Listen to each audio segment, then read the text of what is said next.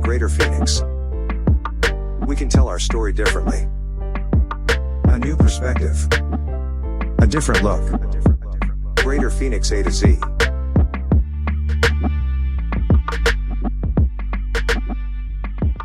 Good morning, afternoon, or evening, depending on when this finds you. Welcome to the Greater Phoenix A to Z podcast. I'm your host, Casey Gilchrist. We're back. I haven't introduced my guests yet, but I am back. If you know, you know. That's all I have to say. The Southern Girl is back, y'all, for part 2 of Southern Girls Take Arizona or West Coast. I don't even know the title of this thing. We had to bring Ashley Busada back because we are popular demand. By you forcing me to come back on this show.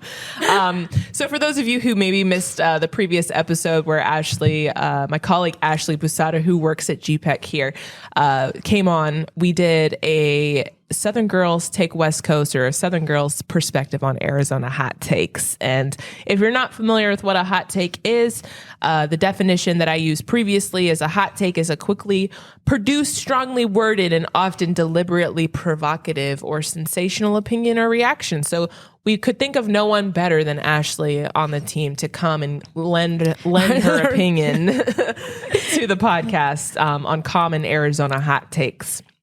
So we brought Ashley on the show for a specific reason, just because her and I are not from Arizona, and we thought it would be interesting to get our perspectives as outsiders. So Ash, for those who don't know where you're from, tell us where you're from, your background. Yes, hello, my listeners. Do I have a fan base? You might now. Fan base of... Yes, okay. Happy to be back, part 2. So I'm Ashley Busada. So I'm originally from Shreveport, Louisiana, the port city.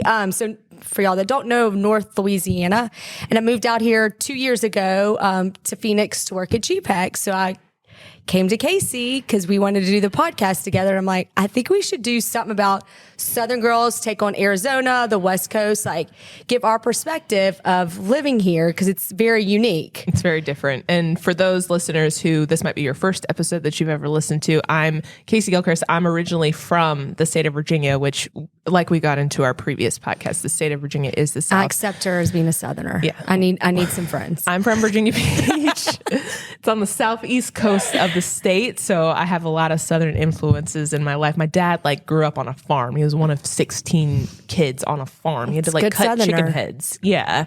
So I consider where I'm from the South. And so I, like Ashley, moved here just about 2 years now. Yeah, you're about to hit your 2 year. To join GPEC and join the team and get a new piece of scenery. So we have kind of a Southern hot take to start us off. And this is something we both experienced when we moved to Arizona. And we're not used to this whole cross street thing here in Arizona. And that's a hot take. Y'all are creepy with your cross streets here in Arizona. Because Ash, I don't know if this is similar for you, but we go by neighborhoods. Do you guys in Louisiana do that? So it was a huge adjustment when you moved here. Because usually people are like, where do you live? And you're like, you'll say the city or you'll say the neighborhood, like Spring Lake or I don't know. Kempsville. Yeah. Yeah. The little area in the city. Here it's what are your cross streets? And I'm like, I don't want you to know exactly where I live. Especially if it's a prominent, you're on the cross street. But yeah, it scared me for a little bit. And I'm like, I don't want you to know. It's almost like, give me your address. Yeah. That's how I felt for the longest time. But that is how everyone speaks here. What are your cross streets? Yeah. And I will say we are in a grid system. So it does help in orienting you where you're at in the market. And I feel better when I lived in my previous apartment. I would say, I'm on 7th Ave in Osborne. And I'm literally telling you my exact address because there's nothing else there. No, that's how I was when I first moved to Scottsdale. I was like Osborne and North Scottsdale or something. It was almost like you knew the apartment complex I live in. And I'm like, you're a stranger to me. Exactly. Stranger danger. Yeah. I think for us Southern Belles, that is not okay. I don't know if I would classify you as a Southern Belle. That's another debate then. No, but that is something you will have to learn here very quickly. We've had a few people, new friends who've moved here to Phoenix, and we've always advised them, know your cross streets. Yes. Memorize them. Another thing that you've mentioned a few times at the lunch table, as you do, is that In-N-Out Burger is a West Coast thing. Because you're a fan of Whataburger, right? Which I think is I know disgusting. you're going to come at me. Yeah. What is Whataburger? Is it a taco place? Is it a burger place? Like what? It's what a burger. It's just I think burgers? it originated out of Texas. So it's tacos too? No. They have Tostitos, like breakfast Tostitos. With burgers? Or you could get burgers or chicken nuggets, chicken tenders. This is not.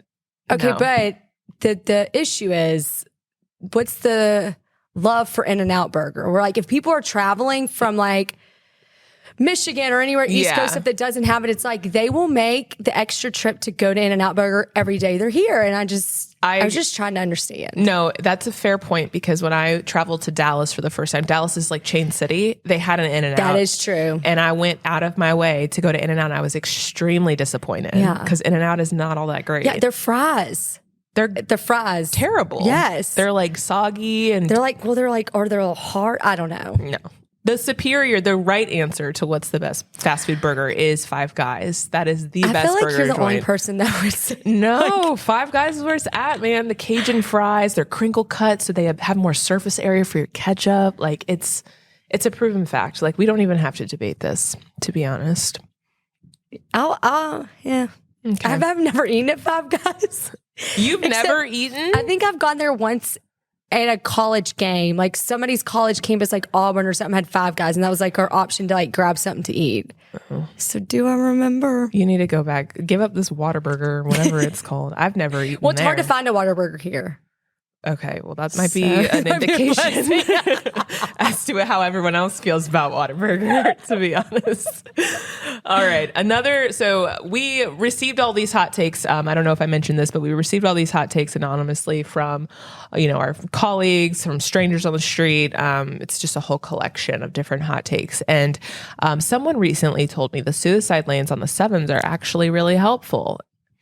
And to be honest, for those of you who don't know this, they're actually called universal turn lanes. That's a slang word for the turn. But these are essentially lanes that open and close depending on the flow of traffic. So during certain parts of the day, normally rush hour, an extra third lane is added to 7th Ave and 7th Street to help with the flow of traffic going north and south. So this can be a very controversial, not controversial, but a very confusing transportation addition. / dangerous for newbies. Yes. And I was a part of that crowd too. Did you get honked I think at? I still get confused. Really? Yes. Well, I mean, you are not the best driver. Top-notch driver. Yeah, it makes sense. Yeah. But if you don't know and you pull in that middle lane because you're going to take a left, but it's during the hours you're not supposed to, you're stuck. But there are signs above it, Ash, that I know, say, but if you're not used to it, I don't know what that means. it's pretty descriptive. Casey. Okay, for those of you who don't know Ashley Busada, she is a great woman, but safe driver, questionable. Maybe not safe. It's just it's not on my resume. Erratic driving. You're entering the car At your own risk. at your own risk. Which is crazy that people ask me to drive all the time. And But I'm you do like, have a very nice car. It's very comfortable. But, I take it as it's a larger car. So if we do get hit, we'll be fine. Or if you hit someone else. Don't put this out in the world. I'm just warning Okay, people. but so here's, because we're just speaking of traffic. Since I've gotten here, I'll say, okay, if you get out of, this is kind of going off the middle lane thing, but when you get out of State Farm Stadium for a Cardinals game, they direct traffic certain ways. And I'm like, it's the contraflow. And no one seems to know what that word means here. Contraflow? Yeah, so it sounds like a disease or something you're going It's like how through. they make the flow of traffic. So it's easier after big functions for everybody to get on. At LSU games, we always had it. And it's this is the way the contraflow. You don't want to get stuck in it or. So you would say this is the contraflow? Yeah. Interesting. That's new to me. I've never heard of this term. I know, and I say it a lot, and people look at me I hope I'm not making them. I don't think I'm making them. She might be. It's Louisiana education right there, y'all. She might just be making up the word. No, I do think it is a real word. It's a very sophisticated, planning Thank term. you. I'm sophisticated. Yeah. Okay. All right, y'all. All right. Another hot take I got was people in Arizona are fiends for Dutch Bros. What are your thoughts? Something is going on with Dutch Bros. What do you mean Because something? it'll be 10:30 at night, and there is a line wrapped around Dutch Bros. Who's drinking caffeine at 10:30 at night? Yeah. They Or do maybe have you free like drinks. I think they have smoothies. Maybe they need a smoothie. Maybe, but it just blows my mind that. So even when I have clients, they like want coffee. I'm like, well, let's go to Dutch Bros. There's something about it. Like people love it. I mean, they do have good coffee. My mom is a fiend for Dutch Bros. Is she? Why? It's not only Arizona, though. I think they actually originated in Oregon. But it's West Coast. It is West Coast. We don't have any Dutch Bros. So I just like always, the one that we live by, you'll never drive by and there's not a line. That's true. And it's like all hours of the day. Is it cheaper than Starbucks? Do you know? I don't know because I'm not a fan of their coffee, but, and I just drink black coffee. So I guess I don't know how I'm judging. But yeah. I did learn, because it blows my mind, so I'm always talking about it to people, that they do, if you have their app, apparently they'll shoot out notifications to your phone that like certain hours a day you could get like four drinks for $4 or something like absurd. Well, yeah, that's why they're busy. So maybe that's why they're busy at 10 o'clock at night. Yeah. Or people are just prepping for the night ahead. Hey, gets okay. lit here in Greater Phoenix. Get your caffeine on. Sometimes I do go get some caffeine before a night out, I will say, because I'm an old lady these days. Another hot take that someone mentioned was that Arizona has the best sunsets in the world. I think we both agree on this one. Yeah, I agree. I haven't traveled the world. I would say Fiji might rival you, or like Bora Bora or something like that. But I will say nationally, we probably do have top 2 states. Yeah. When I moved out here, somebody told me they're like, every day go outside. I had a balcony that overlooked Camelback. Well, I could see Camelback. And so anyway, somebody said you should go every day and take a picture of the sunset for a year and just like to go back and see it all. I tried to do it, but it really is. The sunsets are beautiful and it's different every night. And it's, I think it's something special. I did a sunset hike at North Mountain, and it's very difficult hike. I think there are easier ones you could do, but I was drenched in, anyway, we won't get into the details. Nobody wants to know about that. No, but it was very beautiful because when you get to the top of North Mountain, there's another little hike you have to do to get to the very, very tippy top where you could look westward. And the sunset was stunning. And then when it goes behind, there's another mountain range that it goes behind. It's just red everywhere. Yeah, the red. It's so pretty. Now, when you hiked back down, was it dark? It was scary, girl. And y'all didn't have a light. No, I would recommend a headlight or like a flashlight or something. But luckily, North Mountain is somewhat paved. But depending on where you park, you will have to go down some like rocky bits and you will need a light. Luckily, I just kept my hand on the person in front of me and he guided me down. But it was a little bit scary. Amateur move. I know. Well, that was his fault, not mine. Oh, okay. Yeah. Easy to blame somebody else. But no, I have heard that the only other state that rivals Arizona is Hawaii, because apparently there's this green flash that happens every single sunset for like a millisecond. And it flashes. You can Google it, like green flash sunset Hawaii, like do something like that. And apparently it's just this unique feature of the ecosystem in Hawaii. And we might need to go test that out. I think we should. I think on behalf of like Arizona tourism, we should go test it out. I was going to say on behalf of the podcast. Oh, that too. Happy to take that trip. All right, another hot take. Don't bang on this. She's an amateur, y'all. It's my first podcast. Come on. Fair. Another hot take. Greater Phoenix is clean. Okay. This was one of yours. This is one of mine. Please explain. Because it is my hot take. Okay. When I first moved here, and I will even say like my parents said it, like people will agree when you talk about it. I think if you're from here and you live here, you don't think about it, but the streets are clean. Everything's very well landscaped. I just feel like it's a lot of pride of place. Like they put in money to make sure their city shows, or the region shows well. Yeah. Like there's not trash on the side of the road. I mean, there will be sometimes and stuff, but nothing like old tires and stuff all pushed up on the side, just waiting for someone to come clean it. Yeah, I would agree. And I will say the neighborhoods are kept really nice, no matter where you're at in the region too. Like you could be East Valley. I mean, East Valley is very nice. Like Scottsdale takes a lot of pride, but everyone takes the same amount of pride in their community, which is wonderful to showcase. Yeah. And they're always like street people. I don't know. cleaners. The vans. Never mind. Oh, the scrubbers, like the little, the cars that clean the I streets. remember when I first moved here and lived in Scottsdale, I'd wake up early to go work out, and they had them out there cleaning the streets. Yeah. So I just I always, and I don't know if that's the economic developer in me that I pay attention to that. Like, no, but it's true when you bring a client. Before, like when we brought in clients, we had to call and be like, hey, can y'all clean up the path we're going to take the client? Here, I'm like, I don't even think about that ever. And even the trails are beautifully kept too. Like, yes. I never see trash on the trails, which is nice. Great hot take and very true. Yeah. This was another one of your hot takes that I don't really understand, Ashley. You said the birds aren't scared. Okay. Hear me out. Somebody on this podcast will agree with me. The birds here in Arizona, like, they're not scared of you. What? And they will like fly right at you. Like when we're playing tennis, they'll just fly right at us. Like they're not worried about it. And have you seen, like, if you're driving, they'll just come right in front of your car. Like nothing scares them.